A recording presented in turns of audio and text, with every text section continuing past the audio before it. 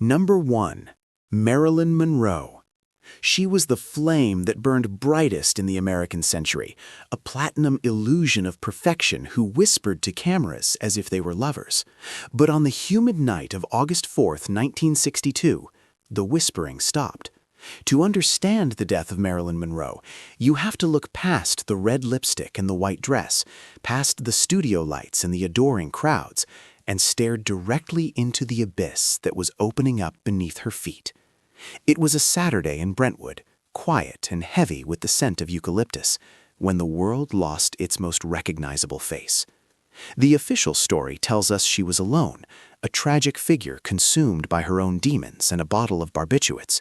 But history, like a crime scene, is rarely tidy, and the shadows in Marilyn's bedroom that night were long enough to hide the most dangerous men in America.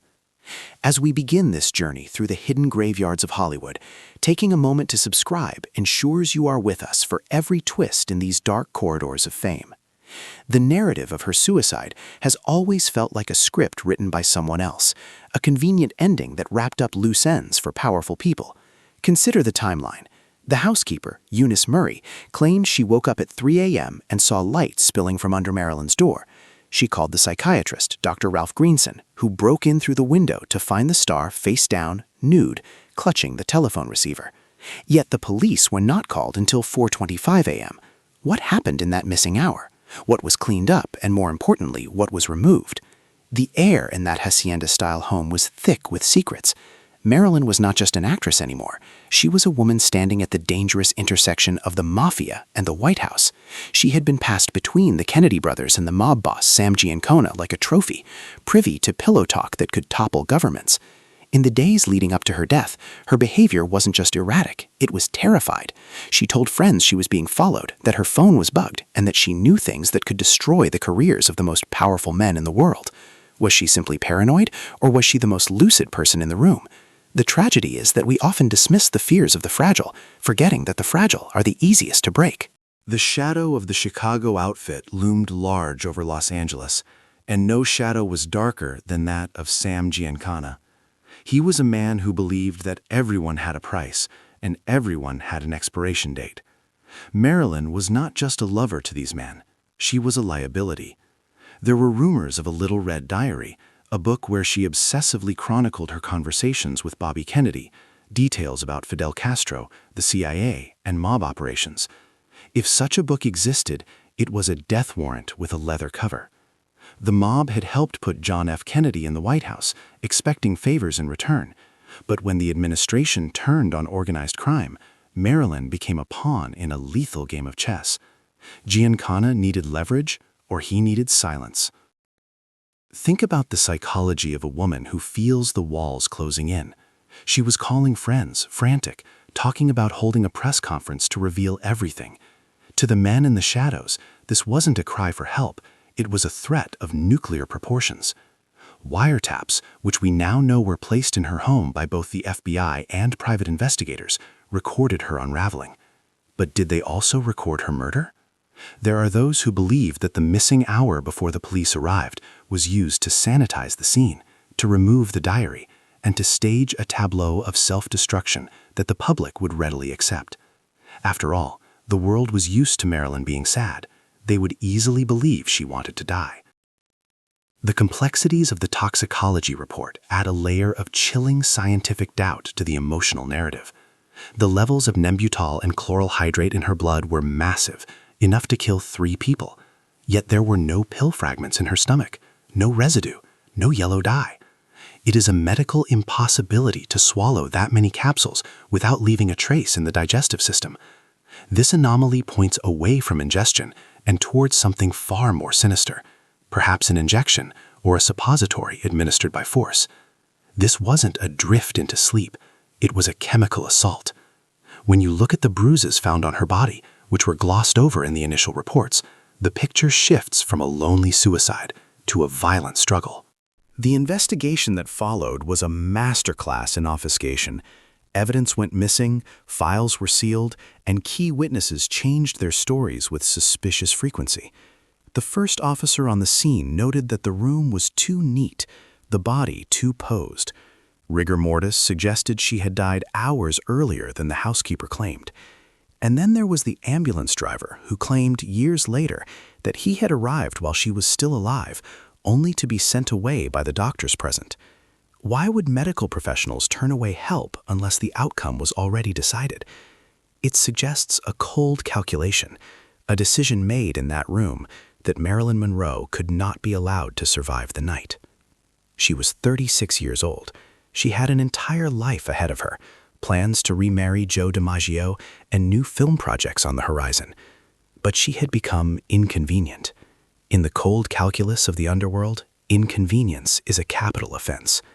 We are left with the image of the world's most beautiful woman, discarded like refuse, her voice silenced because she dared to speak the truth to power. The tragedy is not just that she died, but that she was erased, her legacy twisted into a cautionary tale of Hollywood excess, rather than recognized as a casualty of a mob hit. The silence that fell over Brentwood that morning was not peace. It was the heavy quiet of a crime scene that would never be properly processed. We may never find the red diary, and the men who walked through her door that night are long gone, buried with their secrets. But the questions remain, hanging in the air like smoke. Marilyn was the first, the most dazzling star to fall, but she was far from the last. The connection between the glitter of fame and the grime of the underworld is a road paved with bodies. While Marilyn's light was extinguished in the privacy of her bedroom, our next destination takes us away from the high walls of Brentwood. We are heading to a seedy motel in South Los Angeles, where a man with a voice that could heal the soul walked into a room he would never leave alive. Number 2. Sam Cooke. The Hacienda Motel sat on South Figueroa like a festering wound, a place where people went to hide or to sin, not a place where kings went to die. But on December 11th, 1964, the King of Soul lay dead on the floor of the manager's office, a landscape of cheap linoleum and blood. He was 33 years old, possessed of a voice that could bring a congregation to its knees or make a woman weep with a single note. Yet in his final moments, there was no music, only the sharp crack of a .22 caliber pistol and the screams of a man who realized too late that he had walked into a trap. The official police report paints a picture of a sordid affair gone wrong, a justifiable homicide committed by a terrified motel manager named Bertha Franklin. But when you peel back the layers of grit and police negligence, the death of Sam Cooke looks less like a crime of passion and more like a public execution meant to humiliate as much as to kill. Sam was found wearing only a sports coat and one shoe. It was a grotesque image, one that stripped him of his dignity in death, which many believe was exactly the point. The narrative fed to the press was simple. A drunk, belligerent pop star tried to rape a young woman, then attacked the motel manager when his victim escaped. It was a story that played into the racial prejudices of the era, a convenient script that allowed the LAPD to close the file within days. But those who knew Sam knew he was a gentleman, a man of immense control and charm, not the raving maniac described in the police reports. Why would a man who had the world at his feet, who could have any woman he wanted, drag a stranger to a $3 a night dive bar? The atmosphere that night was charged with confusion. The woman Sam was with, Elisa Boyer, claimed she had been kidnapped, yet she was the one who made the initial call to the police from a phone booth blocks away, carrying Sam's pants and his wallet. Why take the clothes? Why take the money?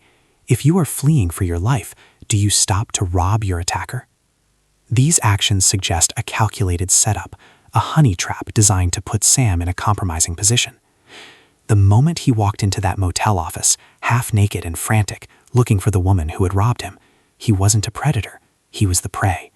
And waiting for him was Bertha Franklin, a woman with a rap sheet of her own, holding the gun that would silence the most beautiful voice of a generation. To understand why someone would want Sam Cooke dead, you have to look at what he represented. He was not just an entertainer, he was a threat to the established order of the music industry, an industry that was notoriously intertwined with organized crime.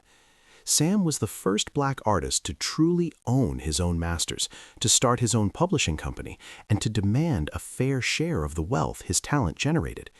He was auditing his finances, asking dangerous questions about where the money was going, and challenging powerful figures like Alan Klein. In the 1960s, a black man demanding economic independence in the music business was painting a target on his own back. The mob didn't just run the unions and the jukeboxes, they controlled the flow of royalties, and Sam was turning off the tap. The theory that has persisted for decades is that the Hacienda Motel incident was a staged event intended to destroy his reputation and strip him of his assets, but it went wrong. Perhaps he wasn't supposed to die, perhaps he was only supposed to be ruined. But when you look at the brutality of his injuries, doubt creeps in. The autopsy stated he was shot in the heart, but it glossed over the fact that his head was practically nearly severed from his neck by a blunt force trauma. Bertha Franklin claimed she beat him with a broomstick, but a broomstick does not shatter a skull. The physical evidence points to a beating administered by professionals, men who knew how to inflict pain, men who were likely waiting in the shadows while Franklin played her role. Consider the role of Elisa Boyer in this tragedy. Her story shifted and changed, full of holes that a competent detective would have torn apart in minutes. She was an arrestable prostitute with a history, yet the police treated her as a pristine victim. Why was there no investigation into who she called or where she went immediately after fleeing the motel? It reeks of a cover-up, a deliberate attempt to tarnish Sam's legacy so that his business empire could be picked apart by the vultures waiting in the wings. By framing his death as a sordid sex scandal, his enemies ensured that the public would be too scandalized to ask questions about the money. The funeral of Sam Cooke was a spectacle of grief, but for his close friends, it was a moment of horrifying realization. Etta James, the legendary singer, wrote in her memoir about viewing Sam's body. She described seeing his hands broken and crushed, his head so badly beaten that it barely looked like him. These were not the injuries of a man shot in self-defense by a frightened woman. They were the marks of a torture session. It suggests that before he was shot, Sam was punished. He was beaten down, perhaps to force him to sign something, or perhaps simply to remind him who was really in charge. The discrepancy between the official coroner's report and the eyewitness accounts of his body is the smoking gun that has never been explained.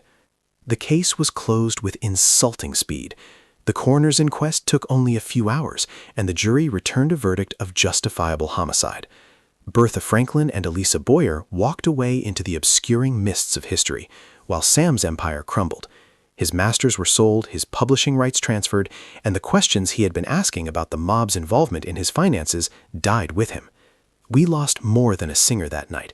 We lost a visionary who was rewriting the rules of the game. Sam Cooke tried to fight the law of the underworld, and the law won.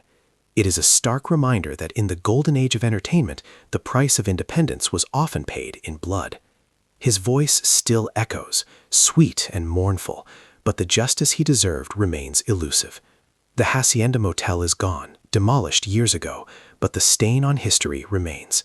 The mob's reach in Hollywood was not limited to the music studios or the back alleys of Los Angeles. It stretched across the desert, following the scent of money and power to the very places they helped build. While Sam Cooke's song ended in a cheap motel room, our next case takes us deeper into the heat, to a neon oasis rising from the dust, built by a celebrity gangster who thought he was untouchable, until a sniper's bullet found him sitting in his own living room. Number 3. Bugsy Siegel. The neon oasis he dreamed of was rising in the Nevada dust, but Benjamin Bugsy Siegel would meet his end in the manicured quiet of Beverly Hills. It was June 20th, 1947, a warm evening that smelled of jasmine and impending doom. Bugsy was sitting on the floral sofa in the living room of his girlfriend Virginia Hill's mansion on North Linden Drive. He was 41 years old, a man who looked more like a matinee idol than a murderer, with his blue eyes and movie star smile. He was reading the Los Angeles Times, perhaps checking the box scores, or looking for his own name in the gossip columns he so loved. He felt safe here, insulated by the palm trees and the illusion of legitimacy he had crafted so carefully. But the underworld has a long memory, and outside in the darkness, the barrel of an M1 carbine was resting on a trellis, aiming through the window. At 10:30 p.m., the silence was shattered not by a scream, but by a fusillade of shots that sounded like the end of the world. 9 rounds were fired in rapid succession. 4 of them found their mark. The brutality of the assassination was shocking, even by mob standards. 1 bullet struck the bridge of his nose and blew his left eye out of its socket, finding it 15 feet away on the tiled floor. It was a gruesome, symbolic destruction of the man who was known for his vanity, a message sent in blood and bone. He didn't just die, he was erased. The man who had charmed countesses and terrified tough guys was reduced to a crime scene photo that would haunt Hollywood for generations. Bugsy was a paradox, a celebrity gangster who hobnobbed with Clark Gable and Cary Grant by day and ordered hits by night. He was the bridge between the grit of the Lower East Side and the glamour of the Sunset Strip. He wanted to be accepted by high society, to wash the blood off his hands with champagne, but he never understood that to the socialites he entertained, he was just a dangerous pet. He built the Flamingo Hotel in Las Vegas because he saw the future, a playground where sin could be corporate and legal.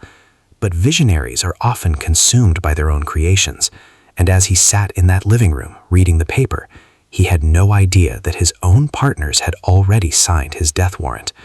The predator had become comfortable, and in the wild, comfort is fatal. To understand the execution of Bugsy Siegel, you have to follow the money, and the money trail led straight to the unfinished carcass of the Flamingo. Bugsy had promised the syndicate, led by his childhood friends Meyer Lansky and Lucky Luciano, that he could build the finest resort in the world for $1 million. But Bugsy was a dreamer, not an accountant. The costs ballooned to $6 million, fueled by mismanagement, theft, and Bugsy's own obsessive perfectionism. He was building trapdoors for escape routes and private sewers for waste disposal, while contractors robbed him blind out the back door. To the cold, calculating minds of the Mafia Commission meeting in Havana, this wasn't just incompetence, it was theft. They believed Bugsy was skimming their money, hiding it away in Swiss bank accounts for a rainy day. The tragedy of Bugsy Siegel is the tragedy of betrayal. His execution was likely sanctioned by Meyer Lansky, the man he had grown up with on the streets of New York, the man who was like a brother to him. It is said that at the Havana conference, Lansky pleaded for Bugsy's life, asking for more time to let the Flamingo turn a profit. But when the opening night flopped during a rainstorm, a rare event in the desert, Lansky's protection evaporated. The order was given. It is a chilling reminder that in this world, friendship stops where the ledger begins. Bugsy thought his charm and his history would save him, that he was too famous, too essential to be touched. He forgot that the mob does not care about fame. They care about the bottom line. The hit was professional, precise, and devoid of emotion. The shooter knew exactly where Bugsy would be sitting. There was no warning, no conversation, no chance to beg or bargain. It was a corporate restructuring carried out with a .30 caliber bullet. While Bugsy lay dying on the floral upholstery, the machinery of the mob was already moving to secure its investment. It is a testament to their efficiency that before his body was even cold, before the police had fully secured the scene in Beverly Hills, mob associates were walking into the Flamingo in Las Vegas to take over operations. The king was dead, and the kingdom was under new management. The investigation into the murder of Bugsy Siegel was a charade of justice. The Beverly Hills Police Department, usually so protective of its enclave, found themselves hitting a wall of silence. No witnesses came forward, no weapon was ever recovered. The neighbors heard nothing, saw nothing. It was as if the earth had opened up, swallowed the shooter, and closed again. The case remains officially unsolved to this day, a cold file gathering dust in a basement. But everyone knew who did it. It wasn't a random act of violence. It was a sentence carried out by the organization Bugsy had sworn his life to. His death marked the end of the celebrity gangster era and the beginning of the corporate mob, a shift from colorful outlaws to faceless businessmen who killed with a smile. Bugsy Siegel died believing he was a failure, his hotel a disaster, his friends turning against him. He never saw the neon empire that would eventually rise from the seeds he planted. Today, Las Vegas is a monument to his vision, a city of lights visible from space, built on the foundation of his blood. He was the sacrificial lamb for the modern gambling industry. There is a cruel irony in the fact that the city he died for has forgotten him, burying his legacy under layers of concrete and corporate mergers. He is a ghost in the machine, a cautionary tale whispered in the backrooms of casinos. Never steal from the house, and never think you are bigger than the game. The shot that took Bugsy's eye out was a public declaration that no one is untouchable, no matter how famous or how feared. But violence in Hollywood isn't always strictly business.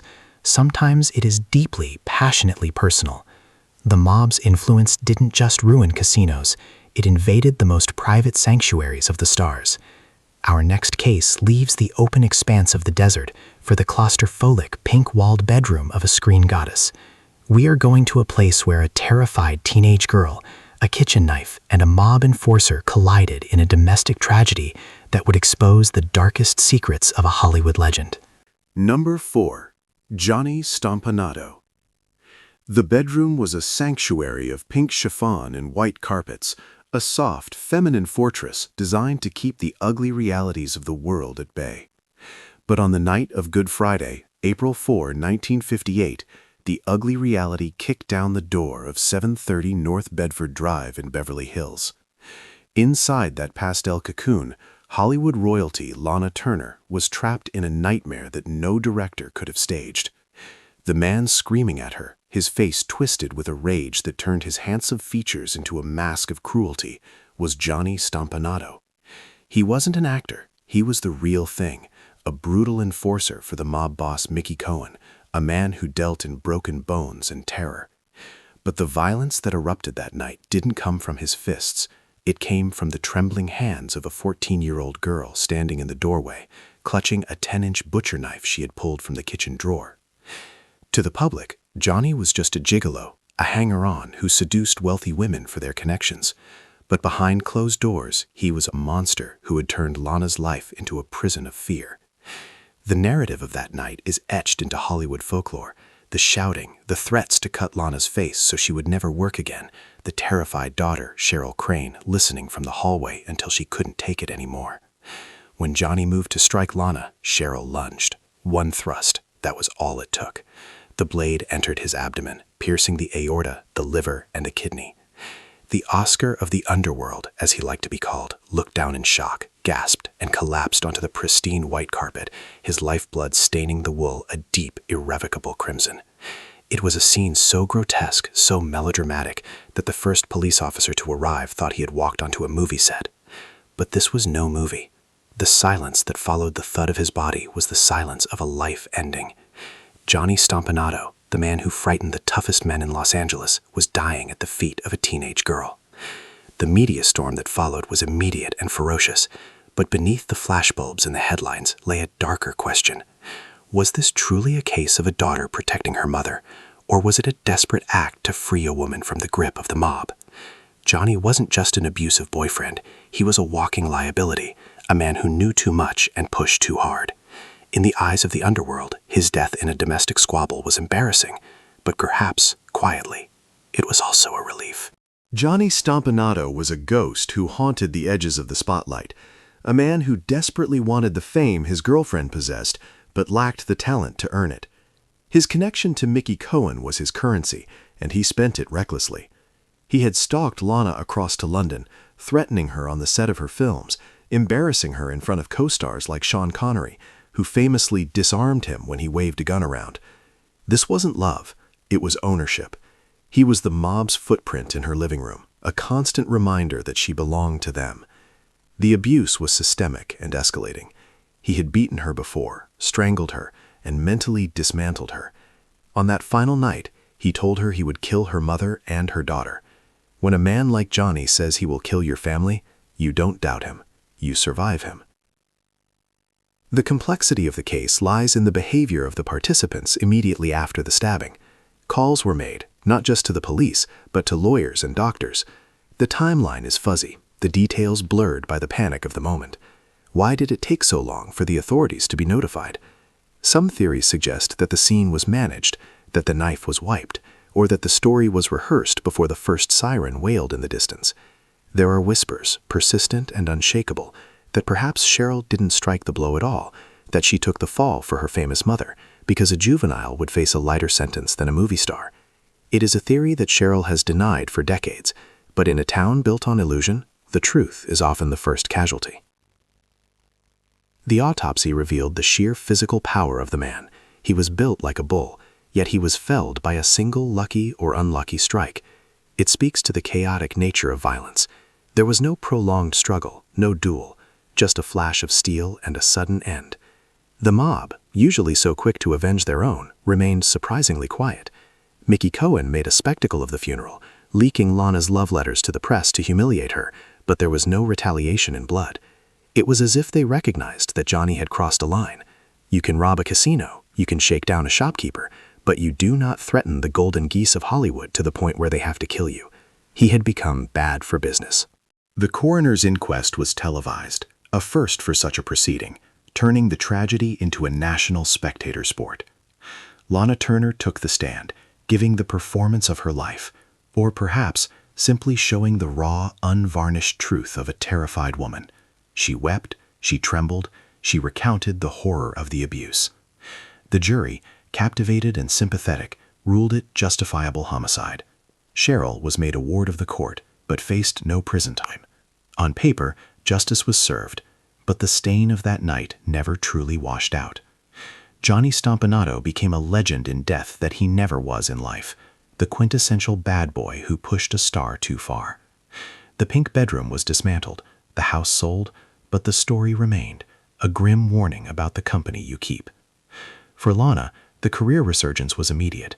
Her films following the scandal were box office hits. The public loves a survivor, even one with blood on her hands. But for Cheryl, the trauma was a heavy cloak she wore for years.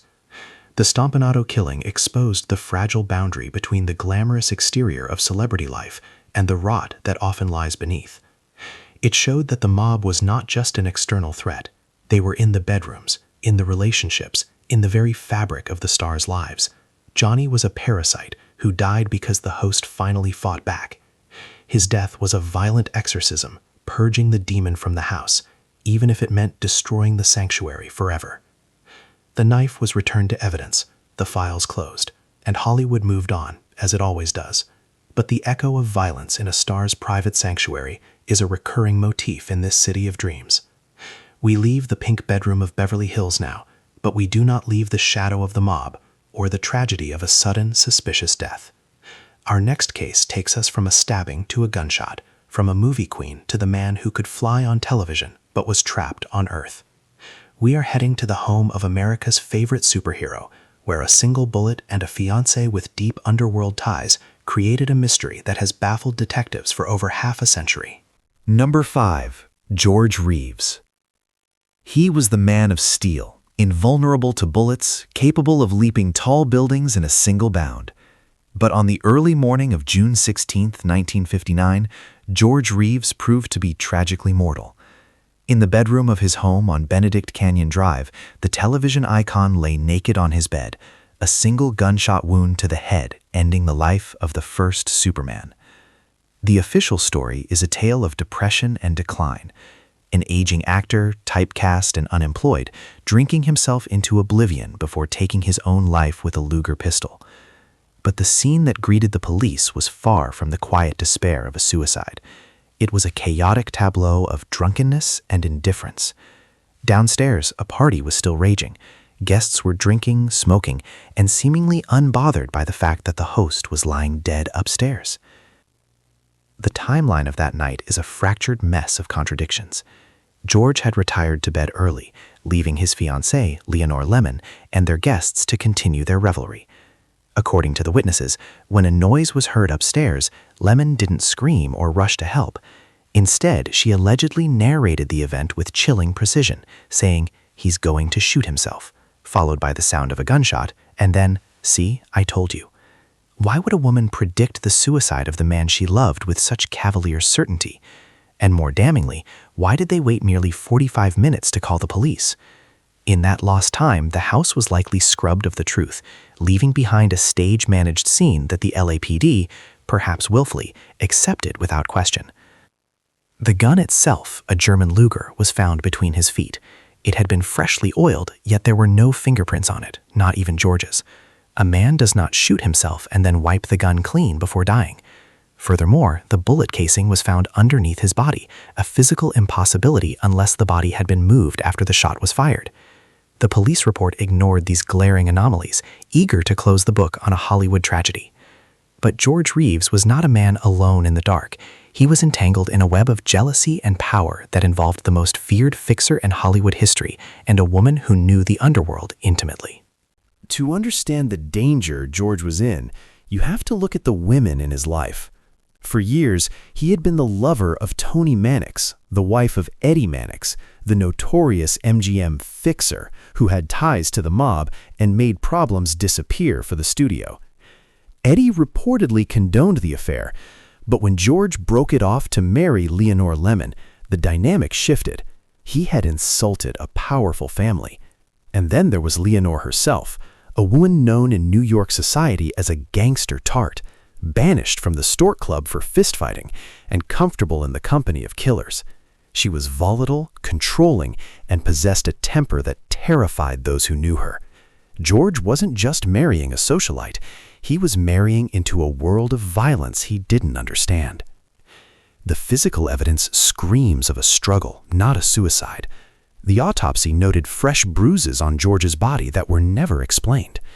There were also bullet holes in the floor of the bedroom that had been covered up with a rug, suggesting a violent altercation had occurred prior to the fatal shot. Was George being threatened? Was he being coerced? The theory that he was murdered is bolstered by the sheer bizarre behavior of Leonore Lemon in the days that followed. She looted the house, skipped town with money and possessions, and never showed a flicker of genuine grief. To her, George was an asset that had depreciated, a problem that had been solved. Consider the psychology of the suicide. George was not a man at the end of his rope. He was planning to direct a film, he had exhibition matches scheduled, and he was known for his optimism. The narrative of the depressed, washed-up actor was a convenient cover story spun by those who needed him dead. Whether it was a hit ordered by a jealous Eddie Mannix or a rage-fueled shooting by Leonore Lemon that was subsequently covered up, the result was the same. The man who could deflect bullets on screen was executed in his own home, and the people who were supposed to love him simply poured another drink and waited for the police to arrive. The investigation that followed was a masterclass in obfuscation. Evidence went missing, files were sealed, and key witnesses changed their stories with suspicious frequency. The first officer on the scene noted that the room was too neat, the body too posed. Rigor mortis suggested she had died hours earlier than the housekeeper claimed. And then there was the ambulance driver, who claimed years later that he had arrived while she was still alive, only to be sent away by the doctors present. Why would medical professionals turn away help unless the outcome was already decided? It suggests a cold calculation, a decision made in that room that Marilyn Monroe could not be allowed to survive the night. She was 36 years old. She had an entire life ahead of her, plans to remarry Joe DiMaggio and new film projects on the horizon. But she had become inconvenient. In the cold calculus of the underworld, inconvenience is a capital offense. We are left with the image of the world's most beautiful woman, discarded like refuse, her voice silenced because she dared to speak the truth to power. The tragedy is not just that she died, but that she was erased, her legacy twisted into a cautionary tale of Hollywood excess, rather than recognized as a casualty of a mob hit. The silence that fell over Brentwood that morning was not peace. It was the heavy quiet of a crime scene that would never be properly processed. We may never find the Red Diary, and the men who walked through her door that night are long gone, buried with their secrets. But the questions remain, hanging in the air like smoke. Marilyn was the first, the most dazzling star to fall, but she was far from the last. The connection between the glitter of fame and the grime of the underworld is a road paved with bodies. While Marilyn's light was extinguished in the privacy of her bedroom, our next destination takes us away from the high walls of Brentwood. We are heading to a seedy motel in South Los Angeles, where a man with a voice that could heal the soul walked into a room he would never leave alive. Number 6. Thelma Todd. The garage was cold, a concrete tomb perched above the Pacific Coast Highway, filling slowly with the sweet, deadly perfume of carbon monoxide. On the morning of December 16, 1935, the ice cream blonde of Hollywood was found slumped behind a wheel of her chocolate-colored Lincoln Phaeton. Thelma Todd was 30 years old, a comedic genius who had held her own against the Marx Brothers and Buster Keaton. She was vibrant, wealthy, and at the absolute peak of her powers. Yet the police and the coroner would have the world believe that this dynamo of energy simply parked her car, closed the door, and let the engine run until the lights went out. The official verdict was accidental carbon monoxide poisoning, perhaps a suicide. But a suicide implies a desire to die, and Thelma Todd had every reason to live.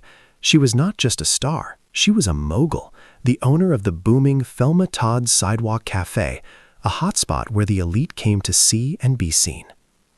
The scene inside that garage was a masterclass in staging, a tableau that fell apart the moment you looked at the details. Thelma was found wearing a mauve and silver evening gown, her fur coat draped loosely around her shoulders. But it was her shoes that screamed a foul play. She was wearing satin slippers. To get from the main house to the garage, she would have had to climb a steep, jagged flight of 270 earthen steps. Yet the satin shoes were pristine. There was no mud, no scuffs, no grass stains. It was a physical impossibility. She hadn't walked to her death. She had been carried. Someone had placed her in that car like a doll, turned the key, and walked away into the coastal fog.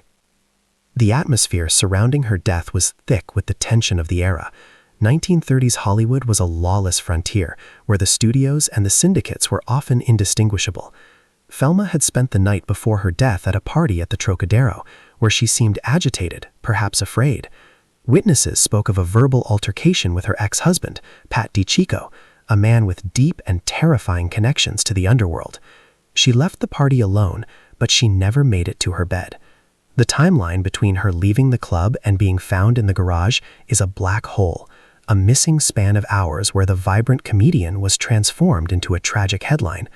The question isn't just how she died, but who was powerful enough to carry a movie star up a cliffside and make the police look the other way. The motive for Thelma Todd's murder likely lay not in her films, but in her cafe. The Sidewalk Cafe was a gold mine, and in 1935, a gold mine attracted the vultures of organized crime. Lucky Luciano, the architect of the modern American Mafia, had his eyes on Los Angeles. The mob wanted to install an illegal gambling operation on the second floor of Thelma's club. It was a simple proposition. Let us in, and you get a cut. Refuse us, and there will be consequences. Thelma Todd, with a spine of steel beneath the silk, reportedly told them no. She refused to let her legitimate business become a front for mobsters. In doing so, she signed a contract she couldn't tear up. You did not say no to Lucky Luciano and expect to walk away. The physical condition of her body told a story of violence that the carbon monoxide conveniently masked. The first officers on the scene, before the narrative was sanitized, reported that her nose was broken and her lip was cut. There were bruises on her throat that suggested a struggle, perhaps a chokehold. A broken nose is not a symptom of carbon monoxide poisoning. It is a symptom of a beating. It paints a picture of a woman who was assaulted, knocked unconscious, or perhaps even killed before the engine was ever started. The gas was just the eraser used to clean up the mess.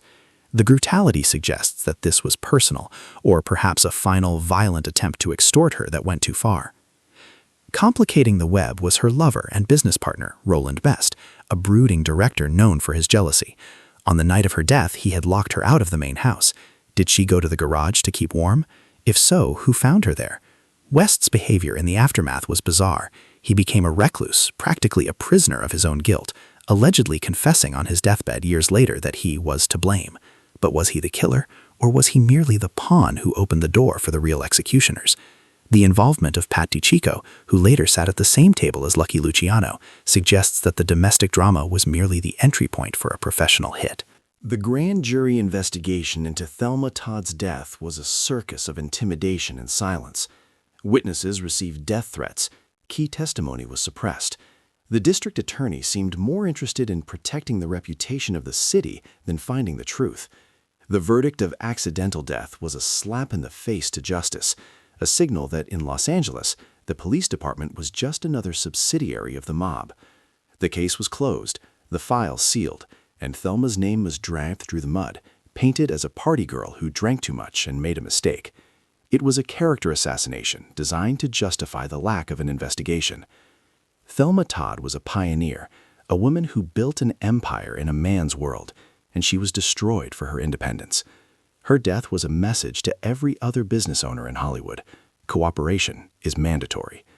The Sidewalk Cafe stands today, a silent monument to a woman who stood her ground. The garage is gone, but the chill remains. The ice cream blonde didn't melt. She was crushed. The mystery of her death is one of Hollywood's most enduring open wounds, a reminder that the glamour of the Golden Age was a thin veneer over a cesspool of corruption. Her laughter was silenced by the gas fumes, but the violence of the city didn't stop with her. The methods changed, the decades rolled on, but the vulnerability of the stars remained constant. We leave the poisonous air of the garage for the sharp, cold steel of a knife in the dark. Our next victim was a Hollywood golden boy, an Oscar nominee who thought he had escaped his rebel past, only to find that a dark alleyway in West Hollywood held a violent end that remains shrouded in mystery. Number 7. Sal Mineo. He was the eternal teenager in the collective memory of America, the sensitive, wounded boy in a red jacket who gazed at James Dean with a mixture of adoration and desperation in Rebel Without a Cause. But on the night of February 12, 1976, Sal Mineo was 37 years old, a man trying to outrun the ghost of his own youth and find his footing in a Hollywood that had largely moved on without him. He was returning home from a theater rehearsal, parking his Chevette in the carport of his apartment complex on Holloway Drive in West Hollywood. It was a quiet, residential street, the kind of place where safety is assumed, not earned. But the shadows of the carport held a darkness that no street lamp could penetrate. Just moments after he stepped out of his car, the silence was ripped apart by a scream that neighbors described as blood-curdling, a desperate, protracted cry of "Help me! Help me! Oh God, no!" When the neighbors rushed to the scene, they found the two-time Oscar nominee lying on the pavement, his life draining away into the cold concrete.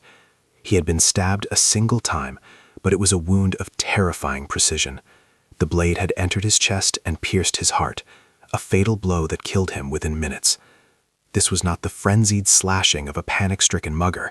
It had the hallmark of an execution. As the sirens wailed in the distance, drawing closer to the scene where the Switchblade Kid lay dying, the irony was cruel and unavoidable. The actor who had become an icon playing a troubled youth with a knife was now the victim of the very violence he had portrayed for screen. The immediate aftermath was clouded by prejudice and assumption.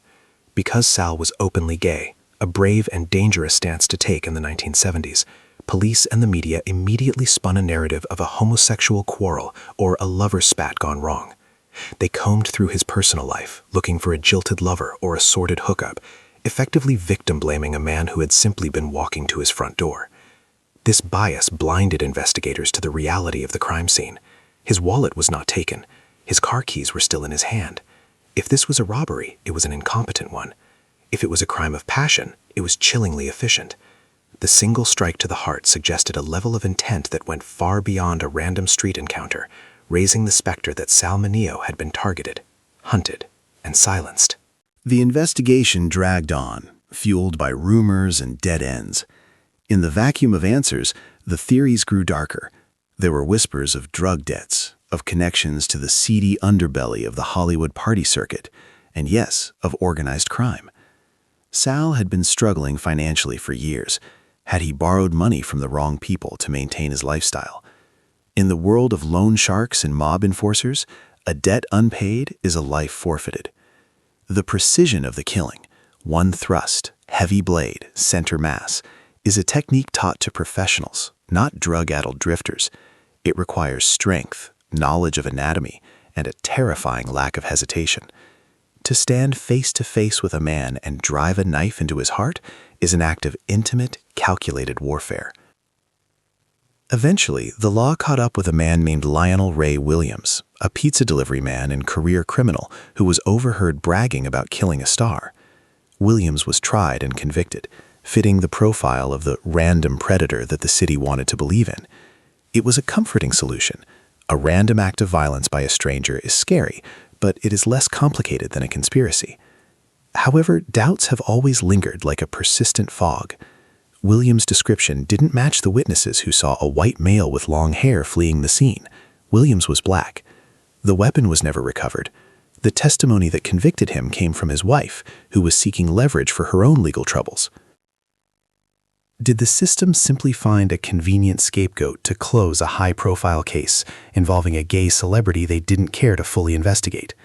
For many, the conviction of Williams felt like a narrative patch, a way to seal the cracks in the Hollywood facade.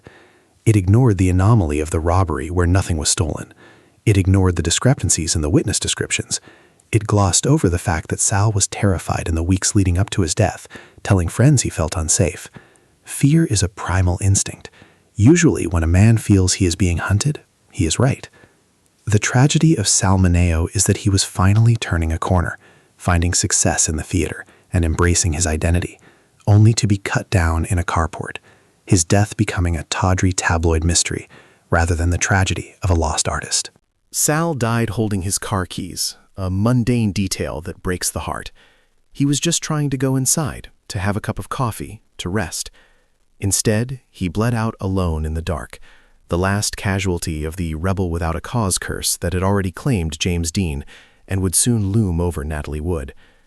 His death marked the end of an era of innocence and the beginning of a grittier, more cynical chapter in Hollywood history. The boy who yearned for a family on screen died without one by his side, his cries for help echoing in an alleyway that offered no sanctuary. Whether it was a random act of evil or a debt collected in blood, the result was the same, a light extinguished by the brutality of the city that made him a star. We are left with the image of a man who spent his life pretending to be tough, only to meet a violence that was all too real. The knife that pierced his heart also pierced the illusion that fame is a shield. In Los Angeles, the monsters are real, and they don't wait for the director to call cut. Sal Monroe's case is officially closed, but for those who look closely at the gaps in the story, it remains an open wound, a reminder of the vulnerability of those who live their lives in the public eye. Violence in Hollywood takes many forms. Sometimes it is a knife in the dark, sudden and sharp. But sometimes the violence is slower, a bludgeoning that happens behind the closed doors of a seemingly wholesome life. We leave the alleyway of West Hollywood and travel to the sun-drenched desert of Scottsdale, Arizona.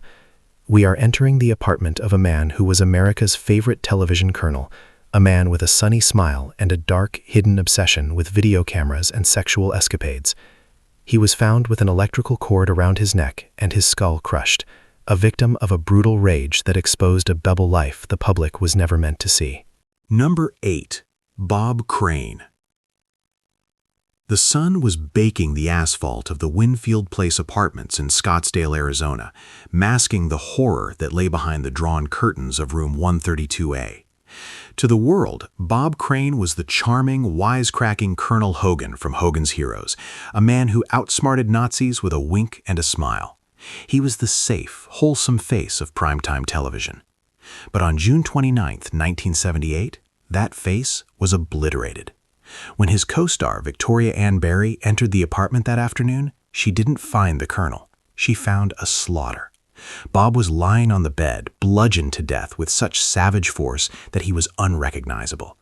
An electrical cord was knotted tightly around his neck, a superfluous detail in a murder that was clearly driven by an explosion of rage.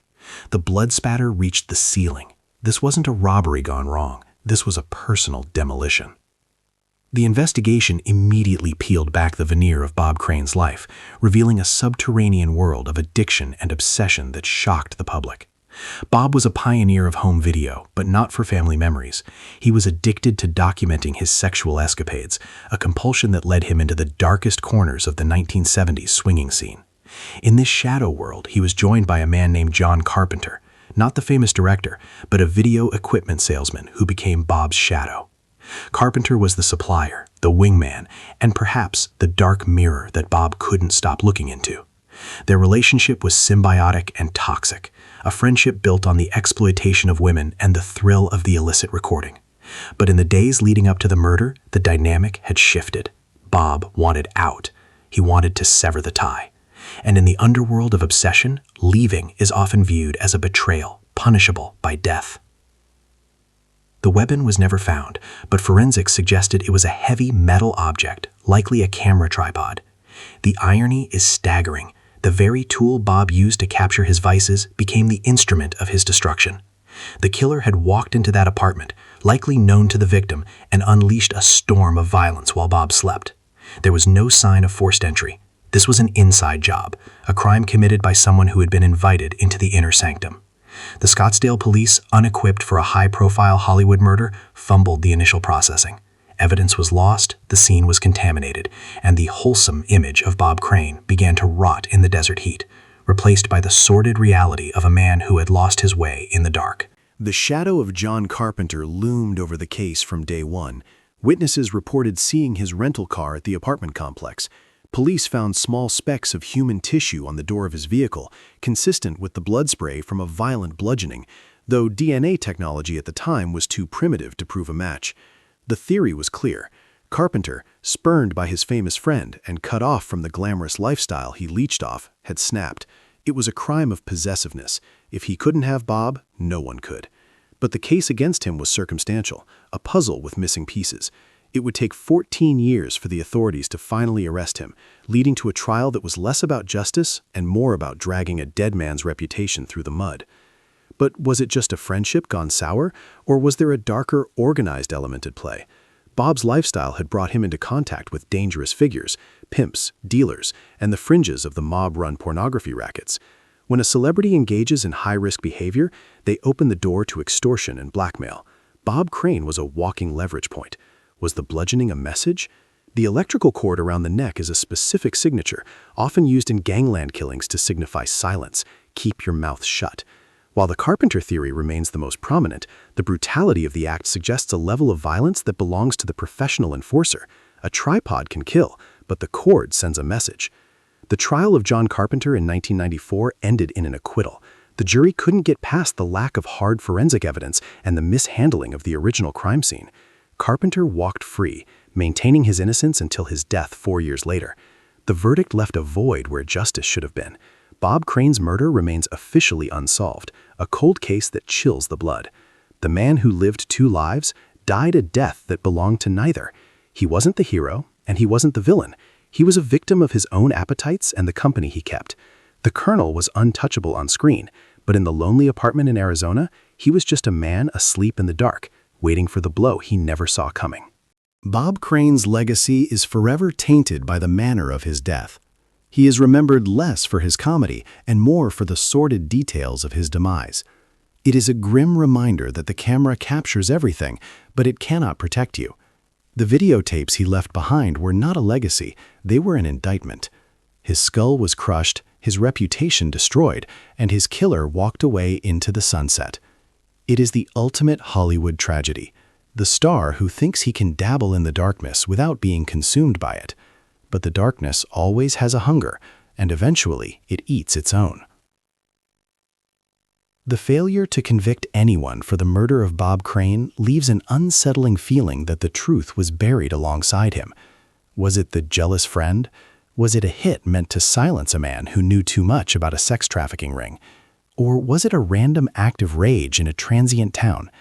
The questions swirl like dust devils in the Arizona wind. We are left with the image of a life violently interrupted, a career ended by a camera tripod, a symbol of the technology he loved turning against him. From the sweltering heat of an Arizona apartment, we return to the urban sprawl of Los Angeles, to a mystery that smells of gasoline and conspiracy. We are heading to a car parked on a quiet street where a rock and roll rebel who famously fought the law was found dead. The police said it was an accident, but a man does not douse himself in fuel and then forget to light the match. The silence inside that car is about to scream. Number 9. Bobby Fuller. The heat inside the car was suffocating, a steel oven baking under the July sun of 1966. But the smell that assaulted the senses wasn't just stale air, it was the pungent, chemical sting of gasoline. Bobby Fuller, The 23-year-old rock and roll prodigy who had just stormed the charts with I Fought the Law was sitting in the front seat of his mother's Oldsmobile, parked right outside his apartment on North Sycamore Avenue in Hollywood. To the casual observer, he might have looked like he was sleeping, a young star taking a break from the fast lane. But when his mother opened the door, the horror of reality spilled out onto the pavement. Bobby was dead. His body was drenched in fuel, his skin blistering, his clothes soaked. The interior of the car was awash in fumes, a bomb waiting for a spark that never came. The official handling of the scene by the Los Angeles Police Department borders on criminal negligence. They treated the death of a rising rock star with the casual indifference of a parking violation. They didn't dust the car for fingerprints. They didn't secure the perimeter. Most egregiously, they found a gas can in the back seat, sniffed it, and then threw it into a nearby dumpster, destroying the most critical piece of evidence before the investigation had even begun. The initial ruling was a shock to anyone with a pulse: suicide. They suggested that Bobby Fuller, a young man with everything to live for, had decided to kill himself by dousing himself in gasoline and inhaling the fumes. It was a theory so absurd, so physically agonizing, that it insulted the intelligence of his grieving family. But the body told a different story, a story written in bruises and blood. Bobby's face and chest were covered in hemorrhages that looked suspiciously like the aftermath of a severe beating. He had a broken finger. His body was in a state of advanced rigor mortis, suggesting he had died hours before, likely in a different location, and had been moved to the car like a prop. You do not beat yourself up, break your own finger, and then drive home to pour gasoline on yourself. The suicide theory was quickly changed to accidental asphyxiation, a bureaucratic shrug that admitted they had no idea what happened, or perhaps that they knew exactly what happened and were too afraid to write it down. Bobby Fuller was not just fighting the law in his lyrics, he was fighting the unspoken laws of the music industry, a business that in the 1960s was inextricably linked to the mob. He was rumored to be unhappy with his contract, looking for a way out, looking for independence. In the era of Morris Levy and the record men who carried baseball bats in their trunks, wanting out of a contract was a dangerous ambition. There is a persistent belief that Bobby was kidnapped, beaten to within an inch of his life to teach him a lesson, and that the lesson went too far. The gasoline wasn't a method of suicide. It was intended to destroy the evidence. The killers likely planned to torch the car, incinerating the body and the clues, but something, a passerby, a police siren, a loss of nerve, spooked them, and they fled, leaving the job half-finished. The sheer brazenness of leaving the body in front of his own home sends a chilling message. It says, "We can touch you anywhere." It is a hallmark of organized crime intimidation. If it were a simple robbery, the car would be gone. If it were a drug overdose, there would be needles, not gasoline. The toxicity reports were clean of narcotics. Bobby wasn't a junkie. He was a businessman who tried to renegotiate with the devil. The presence of the gasoline is particularly symbolic. Fire is the cleanser of the underworld, the element used to erase identity. The fact that he wasn't burned is the only reason we can see the violence that was inflicted upon him. The silence from the industry was deafening. No one wanted to ask questions. No one wanted to poke the beast. Bobby's bandmates were terrified, fleeing Los Angeles in the wake of his death, convinced they were next on the list. The fear was palpable, a heavy blanket that smothered any real attempt at justice. The police seemed content to let the accident ruling stand, despite the fact that accidental gasoline bath is a cause of death that exists nowhere else in forensic history. It was a cover-up, plain and simple, designed to protect the predators who viewed artists as cattle to be milked and then slaughtered when they stopped producing. Bobby Fuller fought the law, and in the end, the lawlessness of Hollywood won.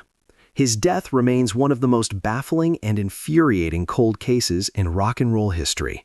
He is frozen in time, a young rebel in a soaked shirt, a victim of a system that chewed up talent and spit out bones. The Oldsmobile is long gone, crushed into scrap, but the stench of the injustice lingers.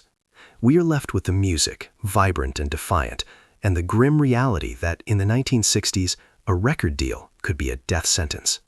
The beat of his song drives on, but the singer was silenced by men who understood that a dead star is often more profitable, and certainly quieter, than a living, rebellious one. The mystery of the gasoline-soaked car is a violent, visceral example of the mob's handiwork. But violence isn't always physical. Sometimes the mob destroys a man by stripping him of his soul, by placing him in an impossible vice between his family and his friends until he is crushed by the pressure.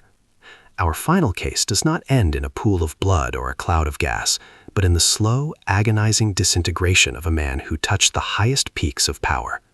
We are heading to the intersection of the Rat Pack and the White House, to the tragic story of a man who was the brother-in-law to a president and the best friend to a king, and lost them both in a single phone call. Number 10. Peter Lawford. He was the Englishman in the court of American kings, a man who walked the razor's edge between the coolest guys in Hollywood and the most powerful man in Washington. Peter Lawford was the ultimate insider, the brother-in-law to President John F. Kennedy and a card-carrying member of Frank Sinatra's Rat Pack. He was the brother-in-Lawford, the golden conduit who connected the glamour of the stage with the gravitas of the Oval Office.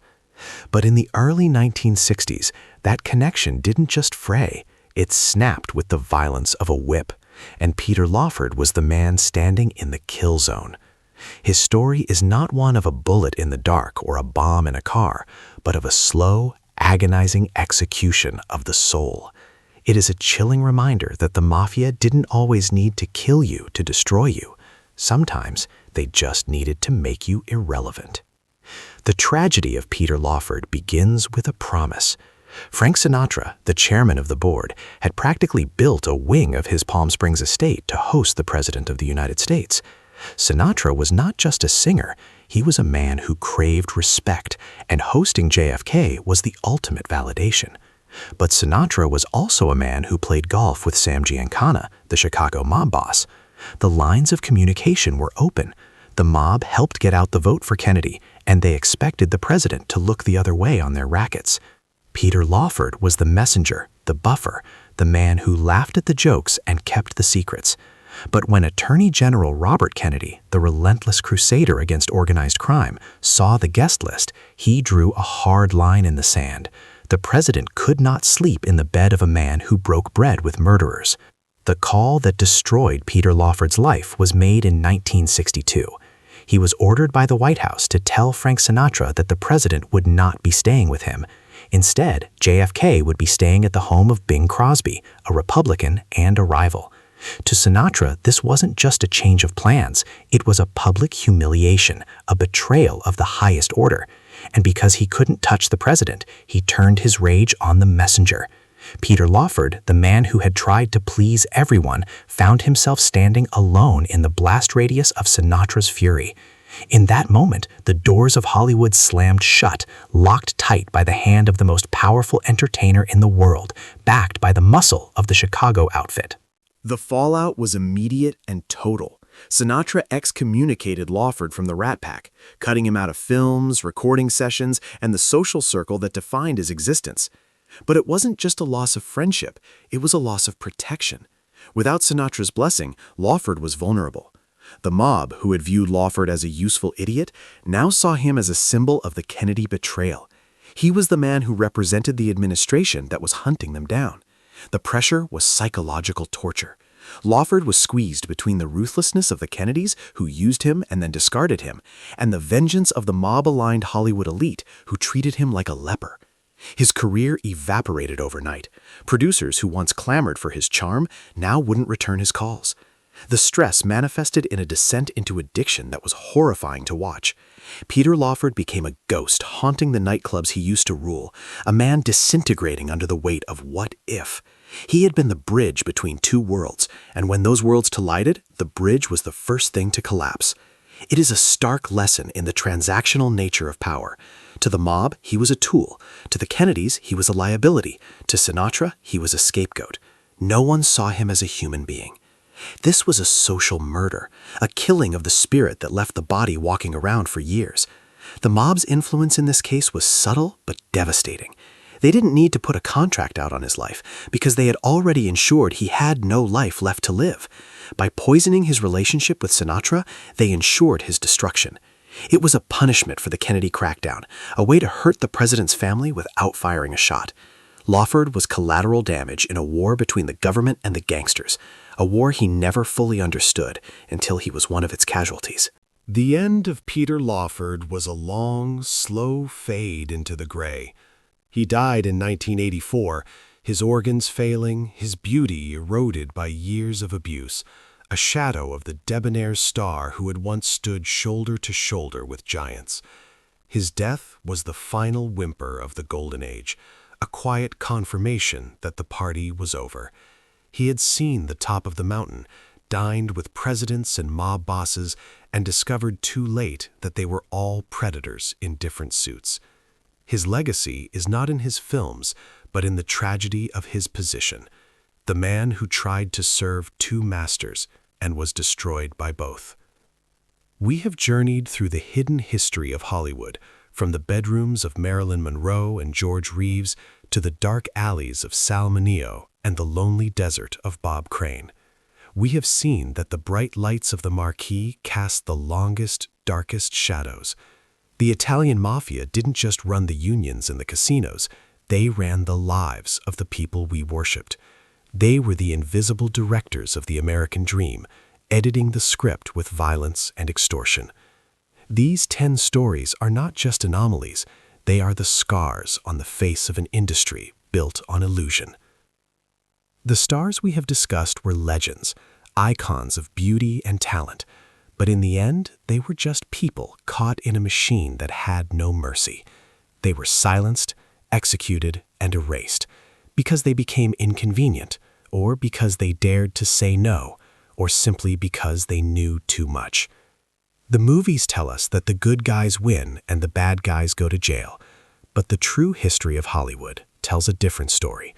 In the real world, the bad guys often ran the studio, and the good guys ended up in a cold grave, their secrets buried with them. The credits may roll, but the mystery, the fear, and the ghosts remain, waiting for someone to finally tell their truth.